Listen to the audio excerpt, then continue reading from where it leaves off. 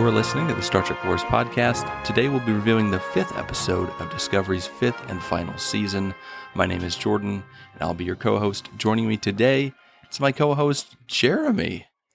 Jocelyn is still on an away mission until next week, so Jeremy's here to fill in. And Jeremy, what do you think about this week's episode of Star Trek Discovery, Mirrors? One sentence or less. One sentence or less. Okay, well, thank you for... Jordan, I know I'm still getting used to being the co-host of this podcast after my unfortunate demotion to co-host. I just want you to know I'm okay being your number one. The main host gaming chair is for the main host alone. Okay. Well, Jeremy, we're going to be discussing Discovery Season 5, Episode 5, Mirrors. It's written by Jen McGowan, directed by Jen McGowan, and written by Joanna Lee and Carlos Sisko. Captain Burnham. Cisco? Captain Burnham and Book's journey into extra-dimensional space in search of the next clue to the location of the progenitor's power, while Rayner navigates his mission in command of the USS Discovery, and Culber opens up to Tilly. So seriously, though, what did you think about this week's episode? I thought this was another solid outing for Star Trek Discovery. I don't think it hit quite the same highs for me as it did last week, but it still kept up the momentum that had been building for me throughout the episodes of the season. I feel it delivered pretty good this week. I'm still thoroughly on board with the season at this point, and yeah, I feel we got another solid episode this week. What about you? I am going to agree to disagree. This week, I was a little let down. I'm still on board for the season. I like it. A little step back for me, for sure. I think similar to last week, there's just a lot of potential here and a direction that I thought they could have gone, or several things that they could have done that would have been more interesting than what we got. So, nothing terrible, but I definitely have some input on this one. But hit us with your pros for this week's episode. All right. Yeah, I can't wait to rip you apart this week, Jordan. I love it when we're so far apart from each other in our Trek opinions. But before we get started, I do have some things we have to take care of before I jump into my pros. Okay. Follow up from last week, we got another flashing lights warning. Mm-hmm. Though that may have been solely for the next time on segment, because I went straight into flashing lights from last week's episode. That's true. So I'm not sure. We'll keep this investigation open and see if next week brings similar results. And then on the other end, the ending contained a title card reading, "In loving memory of our friend Alan Red Marcetta." So, of course, my immediate thought was that maybe the flashing light effects during the filming of these last two episodes were what may have caused this person to pass, which prompted the disclaimer. So I looked it up. Jordan, there is no connection. Okay. Alan Red Marcetta was the lead set dresser and unfortunately passed in 2022 from a motorcycle accident. So very sad. And they just now dedicated the episode? When was the season 4 finale? It seems like it's been a while. I don't know, but this is the 5th episode of the season. Well, yeah, I guess you're right. Pros. Now, I don't want you to jump ahead of where you might have this, Jordan, and judging from your lukewarm reaction, I might know, but just a yes or no. Do you have an opinion on the Breen lore we get this week? A little bit. Okay. A little bit. That wasn't my main issue, but yeah, it's definitely something I'll touch on. Okay. I think in the past, for the most part, I have not enjoyed most of Discovery's updated versions of past alien races on Trek, but I absolutely love the Breen design this week. I think the Breen look great. It's a great update. I think they look way cooler. They look way more Star Trek and less Princess Leia bounty hunter. And I think that was a huge success this week. Easier to understand, too. Yeah. Yep. From someone who loves you. Now, I could be wrong here, so forgive me, but this is how I took it. And I feel like we did get a bunch of Breen answers this week that we really haven't gotten in Star Trek, but there's still a lot of questions out there too. So this could probably go anyway, that nothing's for certain. But I took it as the Breen are primarily maybe some kind of gaseous form. That's why they require the environmental suits. And they also have the ability to become solid, but consider that a lesser form. And I kind of find that very interesting. Then you get things like Locke questioning, if it's a lesser form, then why are we able to do it? And I think that's a greatest response to that. And I really dig all this Breen stuff, even though I don't fully understand it yet. I really enjoy that Locke turns out to be Breen royalty. I love that. And he's got some kind of eternal Breen blood bounty out. And for just to kill him. And I think that's really cool. Plus, we get some interesting insight into him as a character. He's unwilling to kill his uncle because that's the guy who raised him. And that's just like a quick little detail that truly helped me understand him as a character. I thought Locke was a pretty big pro for me this week. Like, I'm invested in Locke. I think on the flip side of that, not so much on the flip side, but Maul is a little less of a home run than Locke this week, but she still got on base. So that's a pro. Yeah, reached out in error. Yeah, but at least, they played this week. So you got to give them some credit. There's still a little too much like sassy quip, give no flocks type air about her. But I certainly came away from this episode more invested in her as well. I think I initially thought she was using Locke, but after this week, I certainly can see the connection they both share. And it certainly seems genuine. It strengthens them as antagonists for me, because now I'm concerned for Locke's health after Burnham accidentally stabbed him. And their story arc, I actually care about it. And I care if they survive through this. So that's a huge pro, because this time last week, I wouldn't have cared about their fate and or remembered which one was Locke and which one was Maul. So that is a huge plus this week, Discovery. Now, of course, my ongoing pros, we got to touch base on Rayner a little bit. Sure. Rayner doing the main thing I've been wanting a first officer to do to Captain Burnham for a while, which is telling her she should not be going on dangerous away missions. Now, she does anyway, of course. But that didn't really bother me too much, because we've seen that throughout Trek. When a captain wants to go, they're going to go. I just like that he actually mentioned it and went to the ready room. Was like, hey, you shouldn't be doing this. So I thoroughly enjoyed his leadership this week. And I hope, Jordan, that he broke the cause and effect temporal loop you think he's been stuck in since the beginning. The man is smart. He's to the point. He's rough around the edges. And he loves a good boiled cake. But damn it, he gets results. Another big pro for me was Burnham. Burnham, super smart this week. I loved how she tricked them with the mix. Super smart this week. Yeah, so this week, she finally showed how smart she could be. I need you to turn down that sass a little bit, Jordan. Sorry, because yes, but I liked it this week. This was good stuff. Tricking them with the mixing components from her badge into the mirror locket, so that it scanned like it was from the Prime, but in the mirror. I thought that was great thinking from Captain Burnham. Her speech to Locke about how he should trust Starfleet over the Breen was awesome and made sense. And the fact that both her and Book are living proof of second chances, that all really worked for me. I kind of like that they didn't know this was the final season, but they are touching on aspects from that first season that I'm thoroughly enjoying. On the flip side, I thought Book's speech to Maul was quite effective too, to a lesser degree, but him just saying in the end, it doesn't matter if the original Dread Pirate Booker was a bad dad. Star Trek is full of those. So yeah, our Book lost everything and she's the closest thing he has to family. Worked for me too. The special effects have looked great all season.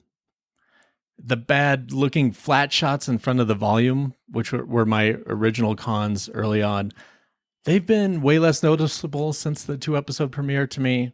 I think it helps that a lot of the scenes from the last few episodes have taken place on established sets or actual location shooting, so that definitely helps. The Breen screens shot on a Breen screen. The Breen scenes shot on a Breen screen. They have the AR wall, but I think it's utilized much better here because they still have the 3D sets that are built in front that help hide the visual effects and pull your eye to real people next to real things. And I love the action scenes this episode. I love the hologram fight. I thought that was pretty smart. And I loved Locke versus Burnham. I thought that was a pretty good fight. Like, Burnham didn't overwhelm him, and I believe how she took him down, and, fool stabbed himself. So what are you going to do? Jordan, I got a lot more pros than cons, so I think we're going to balance each other out quite well here. I think so. I know Discovery has this reputation about being overly emotional, which it can be, but I genuinely loved the moment that Tilly was caught up in her work and doing her thing in the sick bay, but still was able to notice that Culber was off and stopped to make sure that he was okay and offered her time to talk with him about it. That was really important to me, and I was very happy to see that. A lot of time you see people who are present for others and are always helping others, but can find themselves alone when they're the ones hurting because no one is stopping to make sure they're okay. I'm not saying that's about me because I'm not that nice and no one relies on me for emotional comfort, but I know those who do. And I really like that they did that. So you can call Discovery over emotional if you want, but mental health is very important to me. And I feel small moments like this are some of Discovery's strongest attributes. Yeah, it's good that she found time to talk with him later at an appropriate time, not in the middle of a battle, when, yes, the very essence of life is at stake. Maybe that's one of the small differences that I'm enjoying from this season is she didn't stop in the middle of that when everything was on the line to talk about it, but noticed it, clocked it, and said, I'll be available later. Yeah, you're right. I like that. We had some great connections to the original series and Deep Space Nine's canon from the Mirror Universe. We know Kirk convinced Spock to maybe changing his ways, and we also know that he does and is killed for it. And the idea of Mir Saru helping Mir Spock and other like-minded refugees escape into the Prime Universe, I thought that was great. I love that the clues each time are coming with a message, and that this week is basically second chances. A Mirror Universe character coming over to the prime time to make a positive difference. Yeah, I love it. I don't have any neutral zones. It's just all pros or cons for me this week, baby. What about you, Jordan? I got a few pros. You touched on, a lot of the positive stuff. I will add that Rayner speaking truth and being the voice of the fans as he has been this season. He knows it's ridiculous for Burnham to go on a mission without any of her crew. She takes her boyfriend, and that is it. That's it. That is a huge issue for me. I understand he has a connection with Mon Locke, but how easy is this if they just have a couple competent officers with them? Then it's not 2-on-2. You actually have your crew and you have advantage. Like I've been saying this since the beginning. It's the entire Federation against Mon Locke, and for whatever reason, it's like just Burnham and Book go. And it reminds me of TNG when you have the Ferengi and like they have one security guard, they take them out and they escape. And it's like, yeah, what the heck, man. No, you're right about that because I did like Burnham leaving still, but sure. The part about at least take a security detail with you and her be like, the bad guys might take offense to that. I thought that was a bit far-fetched. It's a little much. Burnham acknowledges her brother, or at least his workstation. I thought they could have done a little more with that, but we also get Rayner's new catchphrase, "Let's smash." So that was pretty good. I think he says like, "Let's smash some stuff," but yeah, that's how I took it. Michael actually tells Book that she saw him in the time jumps. This was one of those like things in shows where someone has a moment with someone else, the past, or it wasn't them, or they don't remember, well, for whatever reason, and then they never bring it up, or they save it like for like 10 episodes later, and then they finally talk about it. So I'm glad that she actually like cut the chase, like, hey, when I was going through that crazy time jump stuff, I saw you, it was great, yada yada. Raynor didn't have the same arc as the last 4 episodes, and that was really nice. Like, he doesn't start off as a jerk. He starts off giving information, and he's consistent this week and helpful. And I like seeing him, be in charge and get kind of a taste of being the captain again. And, it seems very by the book in his methodology. And when Burnham comes back, he's like, yeah, this heat's for the captain. So. And Burnham's very by the book too. She's always by the book. Always by the book. Yeah. She can't get enough of that book. I really like the bar set too, that they kind of introduced a few seasons ago, and they've used it quite a bit, but not a ton this season. And I'm just glad to see them use it a little bit more. It's a good space for character interactions. Linus playing the piano, like that was adorable. That's cool. Like, I just want to see more of that, more crew interaction. And yeah, I'll leave it there as far as the pros. That was pretty solid. It was good to see like the Enterprise set. I was like seeing that, and like you mentioned, the CGI was really solid, especially like that green background. It's like a beautiful shot of the cargo bay and those ships like coming through. There's a shot similar to that, I think, in like season 1 or season 2 that I really liked as well. Neutral zone wise, though, also some of the CGI, primarily the shots of them in a ship looking out the window. There's one where they're cruising in Book's ship, and it just looks like a 90s sitcom when they're driving. It's just like, oh yeah, we're not in a green screen. Like, it was bad. Owo and Detmer are taking the Enterprise back because, quote, they deserve it. You know what they deserve? Some damn screen time. Yes. Can we get them some screen time? And shouldn't Reese, of all the crew members that we know, and what very little bit we know about them, Reese probably should have been the one who deserved to take the Enterprise back, because as we learned, and part of the reason our characters still exist and aren't stuck in a time loop is because of Reese, and the fact that he likes 23rd century Constitution-class starships. Yes. Do the writers read their own work? If I know anything about Reese, yeah, it's that, literally that. And his name might be Reese. Yep. At least give us a shot of him watching the ship fly away instead of Burnham, or maybe both. I don't know. There was a quick glance to him when the Constitution came out, but yeah, I mean, to be fair, everybody gets that reaction glance. Yeah, that's all we get is reaction glances. But that's pretty much it. I definitely have some cons, but before I get into it, why don't you hit us with your cons, Jeremy? Okay, didn't mention Maul or Locke or the Breen in pros or neutral zone, so the Breen stuff, you kind of touched on it, and I'll echo most of your sentiment on the Breen. It's good to get some more Breen lore. I wish they would have expanded upon it a little bit more as far as what the deal is with the Breen. I would have liked to have seen the Breen homeworld instead of just a cargo bay over and over again. But I am glad that they did show us some flashbacks to give us some context into Maul and Locke's relationship. They might have given us a few too many flashbacks, but overall not bad. But yeah, go ahead with your cons, Jeremy. Like last week, we got some missed cameos. Last episode, I said with all the time jumping, there was a real missed opportunity for some big cameos, especially from the Enterprise friends, since they're recording at the same studio. And then just 1 week later, Burnham and Book are recording on the Enterprise set. Still no cameos. And yeah, I'll say, like, if you mentioned Lorca and you don't show Lorca, is it worse? I feel it is. We get a mention of Spock, but we don't see him. We don't even get a photo of him goateed. It's kind of disappointing. And I do get why we didn't get a Mirror Pike. Coming off the Book without a jacket last week, I don't think the world had enough time to recover to prepare for Naughty Daddy Pike. Crazy enough, I bet Mirror Pike's catchphrase would also be, hit it. What does Mirror Pike roll around in? Like a mech? Yes, a little mech suit. I guess Mirror Pike wouldn't have made the decision to save kids burning, and he's probably just fine. Oh, that's true. Could have something interesting with that. I don't know.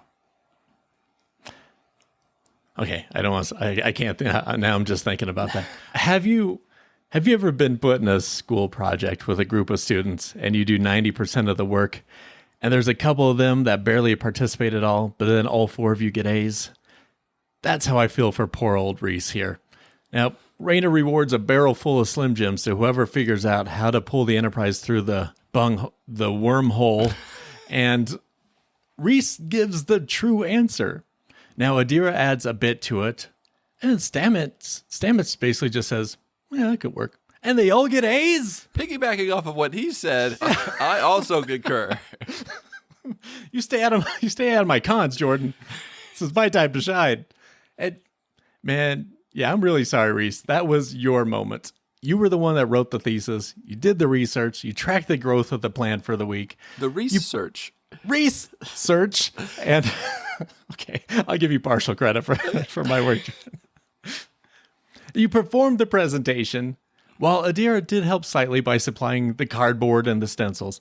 And then Stamets just spent the project on his phone or doodling out of boredom. You all got the A. And it sucks, man, because I would know I've been there. Usually, though, I was the Stamets. And then, like you said, Jordan, another big downer for Reese. One of the 2 things we know about him is his name is Reese, and his favorite ship is the Constitution class. Yet he still wasn't picked to drive it back to headquarters. Owen Detmer got that honor off screen, of course, because this is the 3rd of 5 episodes so far this season in which neither appear. That sucks. I missed both of them. Oh, whoa, twice in episodes that we're like about to see her, and then she's not there. And Detmer, I mean, she's a pilot. It makes sense that maybe she would do it. Yeah. But Owo makes less sense. And if you mention Owo and don't show her, is that better or worse, Jordan? I'd say worse. It's worse. And then, speaking of which, even more worse, this is now the 2nd straight episode without Saru. And Doug Jones is no longer in the credits. And that's devastating. To me, I think Saru is the one of, if not my favorite character that has come out of Star Trek Discovery. So that worries me, because now I feel we only have 5 episodes to go. We may just get a couple more moments or 2 with Saru, or we might just get a wedding and that's it. But that's kind of disappointing to me. I hope that's not the case, but I'm starting to get a little worried. Yeah. And that's all I have for cons. Jordan, what do you got? I mean, I'm going to hit you with some cons, and I do it out of love because I always want to be honest with people and with my thoughts, how I feel. I remember listening to a Star Wars podcast that will remain nameless. It's one of the bigger Star Wars podcasts, and the new movies came out, and, you know, Force Awakens comes out, and they're all hyped about it, understandably. The next movie comes out, and then the third one, and they talked nothing but great things about all these movies. And then now when new stuff's going out, they're like, oh yeah, as we know, we didn't really care for it's just like, what are you talking about? So like, I hate people that hype stuff up when they're really not that into it. So Jordan, give us the tough love, just like me or Pike would. Exactly. I'm gonna pike it up. Beep. No. Bleep. Maul. Yeah, exactly. It's not a beep. That's a bleep. Maul's dialogue. There's like 6 or 7 curse words in like a 2-minute stretch with her. Like, I understand they're making her. She's a hardened, you know, villainous character, but man, it's too much for. It just doesn't flow within like Star Trek dialogue, even for like bad people. You can be bad. That doesn't mean that you curse all the time. You also be good. Like, it doesn't. I don't know. It just doesn't flow very well. She did have one curse. Too hard. She had one curse that I liked, and that was when in sickbay, Burnham was like, "All right, we took out your holographic sensors," and she was like, "Yeah, did you, or is your shooting just shit?" Yeah, that was like that. It's like very Western. Yeah, but I love too much. when Burnham looks in, it's like, if only we could shoot the sensor. I can't get a shot. And like, there's a camera view, like where you can see half of this huge thing on the wall, like a clock. Like, really? That's the one thing you can't do, Burnham? Hit something 10 feet away from you? You always have a choice. That is like the thing that they keep saying. You always have a choice. That's like the kind of like thing a middle schooler would say and think is really deep. Like, you always like, it's true, but it's like, you always have a choice. Okay. Yeah, that is also... That's true. The Breen face reveal, it was, I don't know. It was okay. Now we know why they wore those masks. I wish they would explain it more. Like what you're saying is like, are they like a gaseous form and they find that superior than other humanoids? To me, that's just a lot more work. Like if I can just walk around like this, but no, I got to put on a freaking suit to just be able to breathe and walk around. Because Locke is obviously Breen, unless he's had some procedure we don't know about. He's walking around without a helmet on. Have you worn a helmet before? It's very distracting. Eating food is difficult. I don't know. Yeah, but if they're in their gaseous form without the suit, they can't, like, if we're going by like D&D rules, like Baldur's Gate 3 rules, they won't be able to grab a phaser. They won't be able to like pilot a ship. Like it's super hard to kill people. Like, you can pass through walls undetected, which is great if you're trying to get through a tough area and you haven't leveled up yet. But they just might need that suit for killing. That's true. And maybe other things. I don't know. I would like a little more explanation on it. But yeah, it had a little bit of a Game of Thrones, like Winter's Coming, White Walker feel as far as like the shiny, translucent type of look. I think it's more the effect I didn't like as much. Biggest con is that it seems like a waste of time to have the Mirror Enterprise in this episode. And I'll add a caveat of saying, unless you're going to do something with it down the road, but the road is very short for Discovery, unlike Enterprise. It's a very short road getting from where we are to where we're going. And there's so much that they could have done this week and last week with the other currently running live action Star Trek show that films in the same place. Like, that characters that have already been on the show that are under contract that probably don't cost a ton of money to have a cameo and could have made things way more interesting.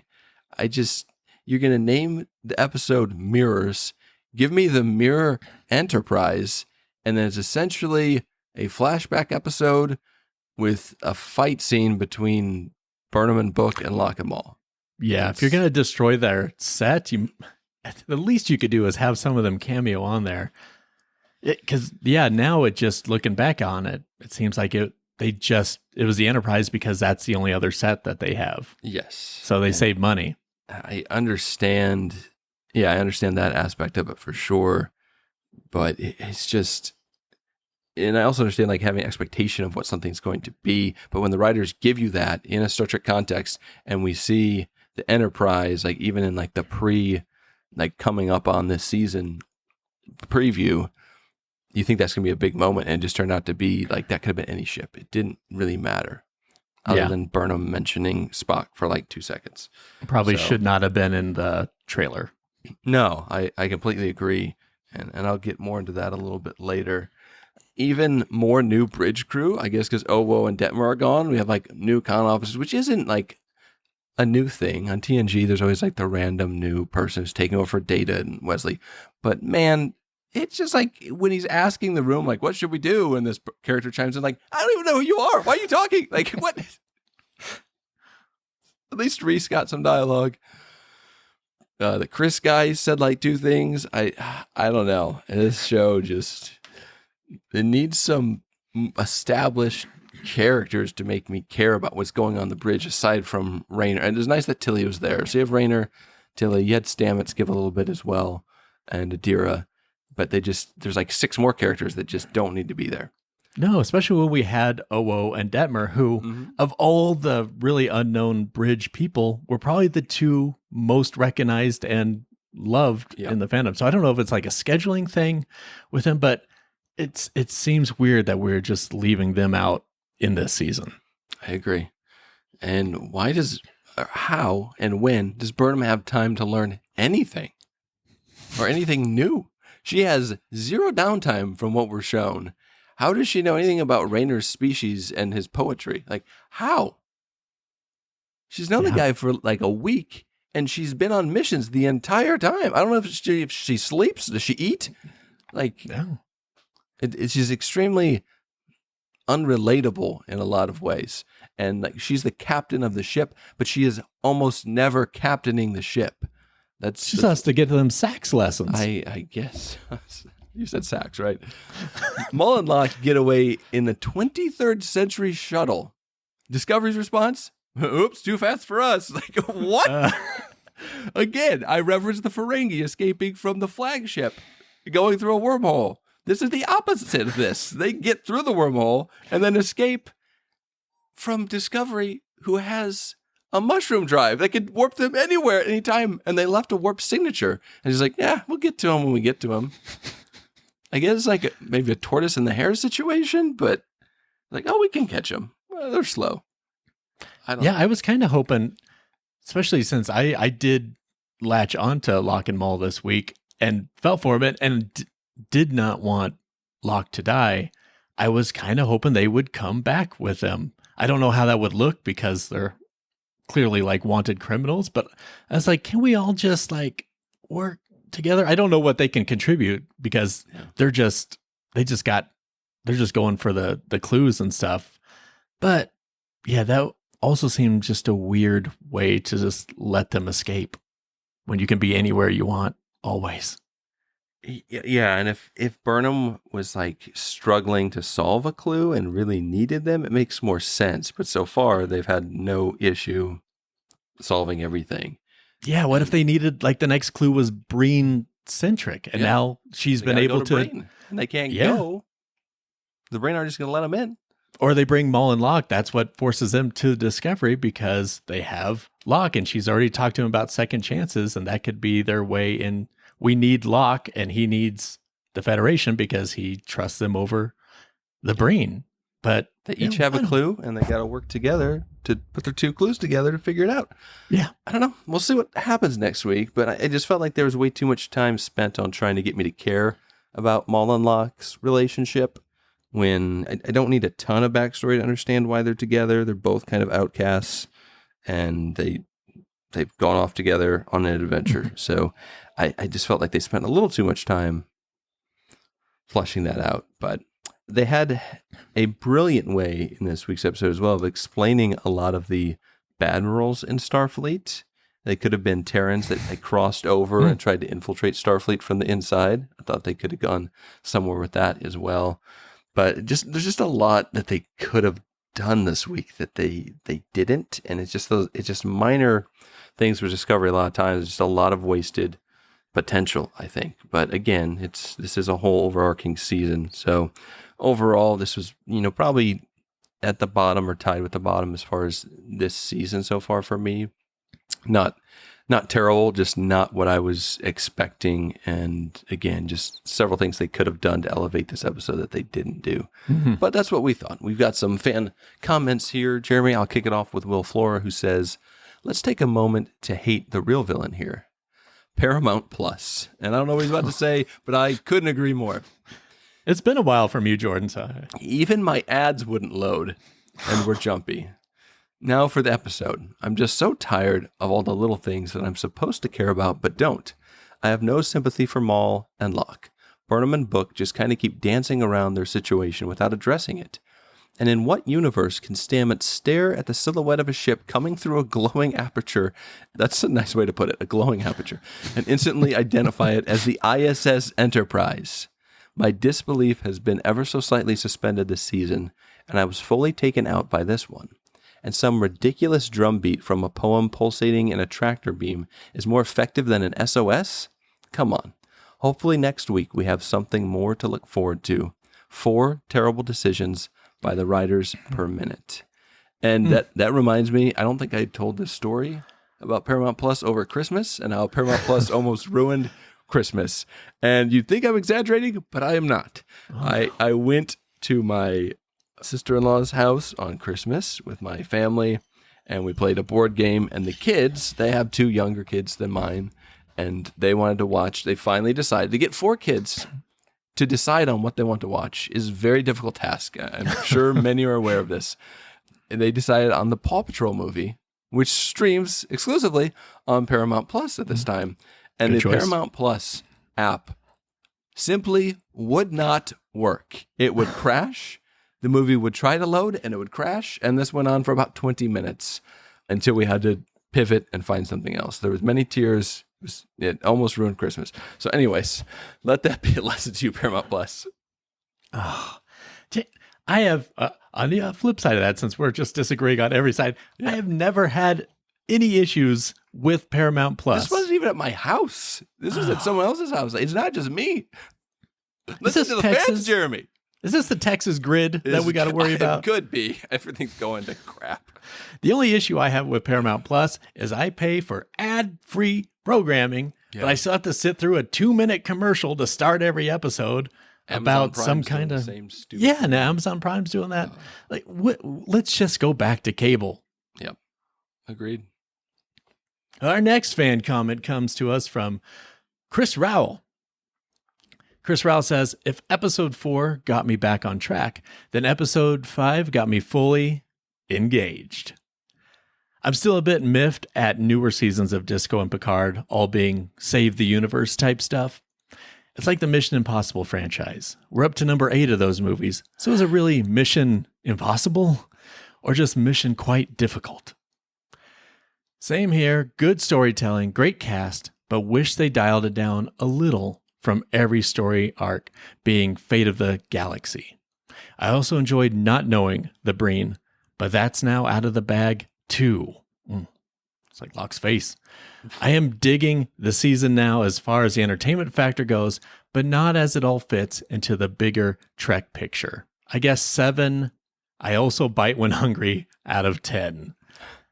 I feel like we did get a lot of Breen stuff that we hadn't gone before, but I feel like there's still a lot of questions, and maybe it'd be better just to not answer it and wait another 30 years to see if we can get any other little tidbits about their culture. But so far, we just got some that I rather enjoy the mystery of. Yeah, I don't mind them kind of digging into it a little bit. That's one of the species for sure that just hasn't really been. I mean, for as much as we see them, of any of the Star Trek characters, probably know the least about for how much screen time they've had. And then lastly, Ariel Nash says, finally caught up again to the show. Pros, always Book and Michael. I love how their relationship is written because the love and affection is genuine. I would love if they get back together, but the actors do such an incredible job displaying Michael and Book's intimacy that I'll be okay even if they go their separate ways at the end of the series. Cons, Maul and Locke. I get it. It's the last season, and they need to get the story out. They gambled on fitting these characters in to a well-established cast, and so far, it's bombing. These are 2 characters that are not working. Locke has about as much personality as a cardboard box. He has to live in that box. Yeah, he lives in a box. As for Maul, the writers fall into the classic new fan fiction writer trap, where they assume quippy dialogue will make the audience like a character. Yeah, I completely agree with that one. Mm-hmm. I don't dislike her. I just feel like they're trying too hard to be a character instead of slowing down and letting said character breathe and grow into herself. Still enjoying the episodes immensely, and pray my toddler daughter eases up on her trolling long enough for me to watch next week's episode. I give this episode 7 wormhole tractor beams. Note, I will not disclose how much Harry Potter fanfiction I have consumed in my youth. Just trust me when I say there are way too many self-inserted Maul archetypes on fanfiction.net. Well, Jeremy, it's the moment of truth. It's time to rate this week's episode. What do you give Mirrors? Still really liked it. Not as high as last week, but I thought higher than the weeks prior. I'm going to give this one 7 Maul Atoff cocktails because she set that set on fire. Oh man. I'm going to give it I'll give it a 6.5. And the fans give it a score of a 7.7 overall, a solid outing. And the overall score, it comes out to a 7.06. Very nice Discovery. Now, Jeremy, do you have a next time on for Star Trek Discovery? Oh, yeah. And I'm super excited. If you loved this week's episode, Jordan, like I know you did, you're going to love next week's episode. Oh. Next time, we get a huge look into the Maul character in the form of flashbacks. More flashbacks. Yep, while her mother toiled all day in the rubidium mines, Maul killed her time hanging out at the local boardwalk, playing in the arcade, eating at the food court, just basically living there all day, contributing nothing while getting into a whole sorts of mischief with her other Terran friends in the episode Mole Rats. Okay. Yeah, that works. Thanks. Mole. I did not write a proper next time on. Instead, I have more of a here's what I would have done situation. And essentially, the Discovery and the crew find the ISS Enterprise, but the ship and the saucer section is so badly damaged that they can't see it's the ISS Enterprise. This is Enterprise, right? Until after they beam aboard and they find several of the Strange New World cast members in the stasis chambers, one of them being Christopher Pike. Rayner, I would have leading the away mission because he does not have knowledge of the mirror universe, really. He wouldn't know Pike has a goatee or not. Exactly. Yeah, that wouldn't be like a big red flag if he sees Spock with a goatee. But yeah, and so I would have him, unfreeze Pike, and then later find out there's the mirror universe Pike before it's too late type of situation. Like when I saw the tease of this, I didn't think they were going to go this route, but I did think it'd have something more to do with the mirror universe as it's been touched on quite a bit in Discovery previously. And I think having like the mirror Enterprise just opens up so many doors. And not that I want them to retread what we've seen in Mirror, but they could do something completely different, yet, somewhat similar, which Star Trek is good at doing, and give us a really cool story while giving us characters that we like. Getting to play, like Pike getting to play a bad guy would be really cool. Yeah. He's good at literally everything. So. Oh, Jordan, I love that idea, actually. Something along that train of thought is what I would really like to have seen. Because then you could also get the, okay, now we're on the Enterprise, but it's the Mirror Enterprise, but the clue is somewhere on here. Mm-hmm. And now we have to team up with Maul and Locke because we're fighting a bunch of crazy, Strange New World evil versions. Yeah. I really like that idea. I know. And just having like a really cool crossover. I mean, we did Lower Decks crossover. Why can't we do a Discovery Strange New Worlds crossover? That should be easier. You bring cartoons. You could Roger Rabbit the show, but you can't just Star Trek it. Right. Just Star Trek it. Oh, man. But that's pretty much all I've got this week, Jeremy. Any closing thoughts or anything you want to add? No. I'm still really enjoying this season so far quite a lot. And to the point that I'm still... When this season started, knowing it was the final season, I was a little bummed that it was the final season and that it was 10 episodes, but excited to see what would happen. And now that we're halfway through, it's almost shifted where I'm so happy with some of the new stuff that they've done and the characters that I'm more upset that it's ending than excited because I would really have liked to see a season 6 with this type of storytelling and character growth. But I can't blame it on Discovery or the writers. They didn't know. They're just making a great season, and I'm still all on board. Yeah, I mean, it's the best season, the most consistent season since probably season 2, in my opinion. Mm-hmm. So I am. Yeah, it's bittersweet when any show ends. Definitely found the footing more, and it would have been nice to see. Similar with Enterprise, it started to uptick around season 4, and then gets canceled. And the promise of season 5 just seemed so awesome. But yeah, we'll see where this goes. We still have 5 episodes left, so we're halfway through. We'll return next week to review the 6th episode of season 5, entitled Whistle Speak. At least that's what IMDb says. So better than Whisper Speak. Yeah, bring your whistles next week. It's gonna be a fun podcast not to listen to, but until next time, computer and program.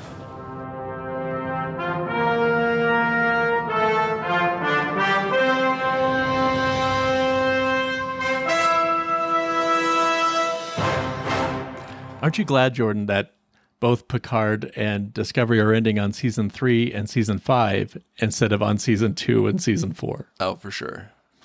If Picard ended on season 2, I might not be here. Yeah, so would I. Yeah. Yep. Thanks for listening to Star Trek Wars.